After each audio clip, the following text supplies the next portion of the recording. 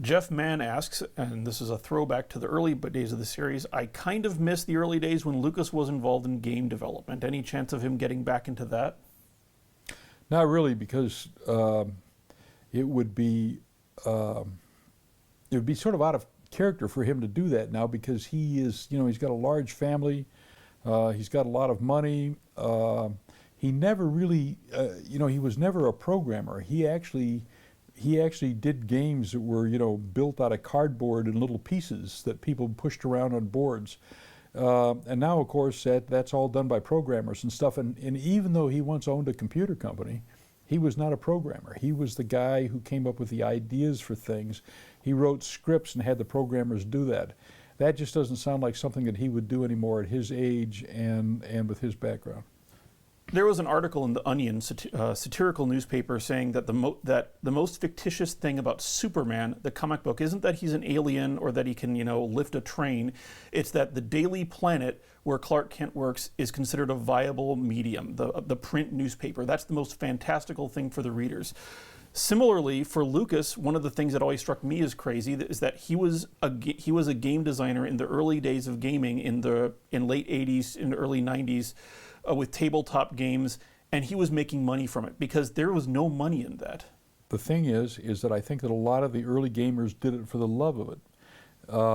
I knew a guy who was who eventually murdered somebody, but who essentially ran a mini computer on which he had a gaming system, and he made no money at it. But that's basically because those people, I think, were naive. I mean, at one point, hundreds of thousands of people were playing Dungeons and Dragons, but you've told me in the past that the guy who invented Dungeons and Dragons made very little money at it. But Lucas was not naive, and he was a former cop. He had connections. He knew how to do it, and he didn't get, hugely rich. He just made enough on top of his police salary to live a fairly affluent life. But what happened then was that the development of those games turned into something with the internet and with computers, and with the development of the 911 system, which also isn't that old. That only really goes back about 25 years. And what he did was he developed an educational program that would run on 911 systems to teach cops how to handle different kinds of emergencies as they came up. How to handle disasters, how to handle a situation where you've got both a fire and a murder, or a murder and a fire, and the town is burning down, and the flood happens, and all this kind of stuff that 911 people have to deal with. That makes perfectly good sense to me, and that's where he made his money. And more out of luck than anything, I had him do that right when a lot of internet companies were being developed very quickly and sold for very large amounts of money. That sort of ended with the internet crash of 2000. But Lucas got his money before then. And so after that, he never went into private business again, but he didn't have to, because he went into it at precisely the right time with precisely the right kind of ideas. So he didn't really make any money as a gamer.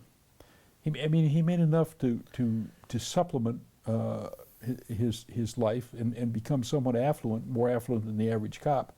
But it was later that he made all of his money. And mostly as a manager or someone moving the property around, so to speak. Yeah, he did not do any programming at all. He actually hired a guy from the University of Minnesota to do all the programming for the system.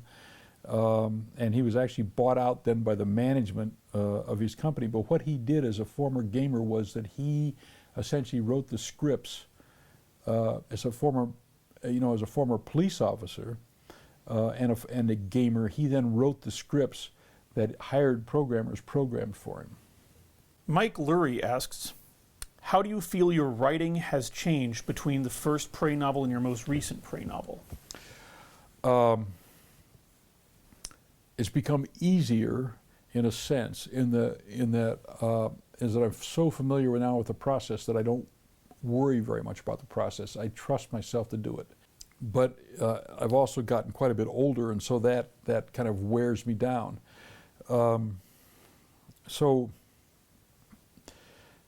I mean, there are a whole lot of issues involved in that question, and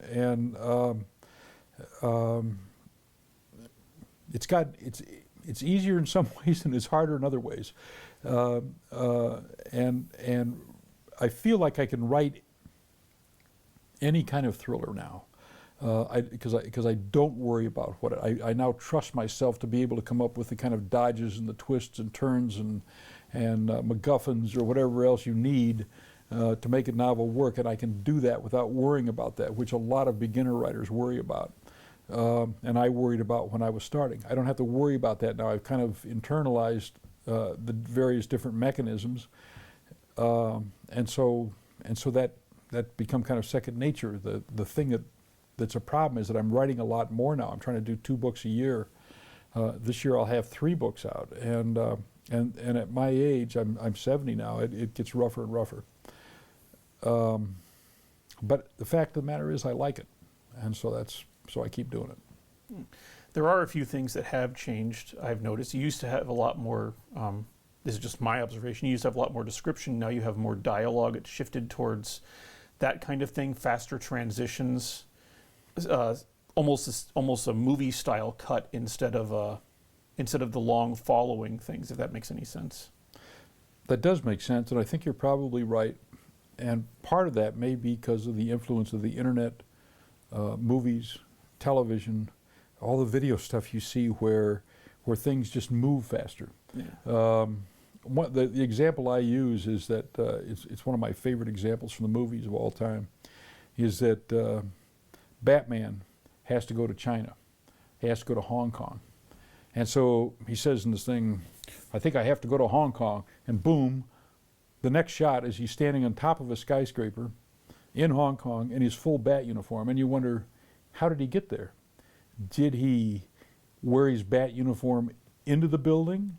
Or did he carry his bat uniform in a suitcase into the building and wear his suit? And what happened to the rest of his clothes? Did he just leave them up there in the building after he put his bat suit on?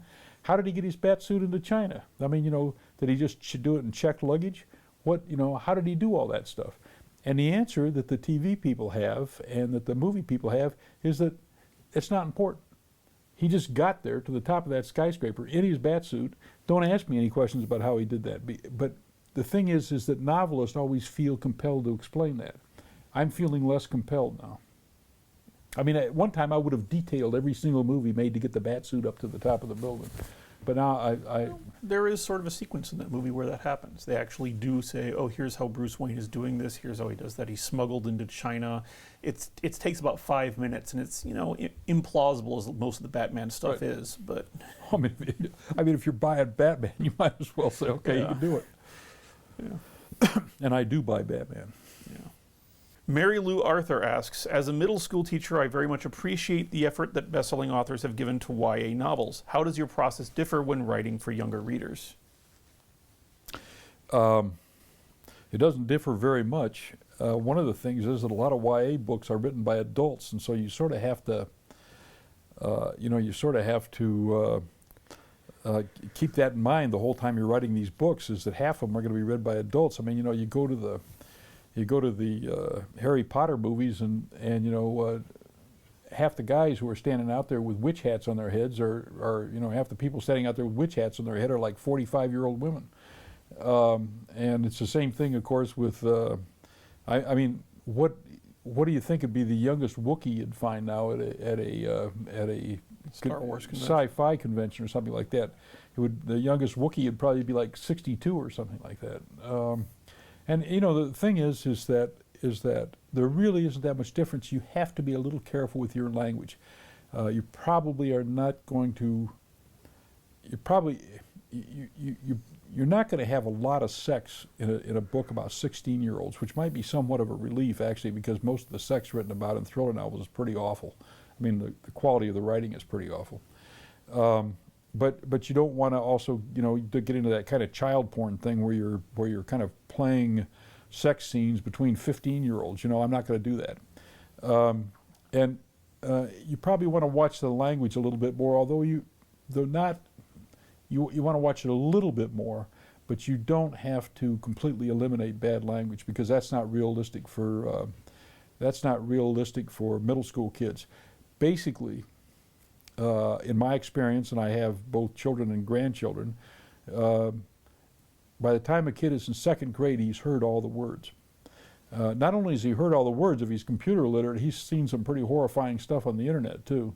And so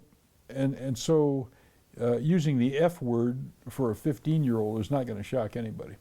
I think one thing that you would probably want to stay away from is too much political stuff, because I think that 16-year-olds are more concerned about things like relationships, and not so much about wider issues like, like whether the Republicans or the Democrats are going to win the next election. Well, if you're 16 years old, you're not too worried about the solvency of Social Security or anything. That's right. It's just that doesn't matter to anything in the world. Yeah. I mean, there are a whole bunch of issues that can feed into a variety of different novels that you probably, that 16 to 19-year-olds are not going to be that interested in. And as far as that goes, though, just like I said, it goes back to the issue of older people reading the books. There are a lot of older people who aren't very interested in that kind of stuff.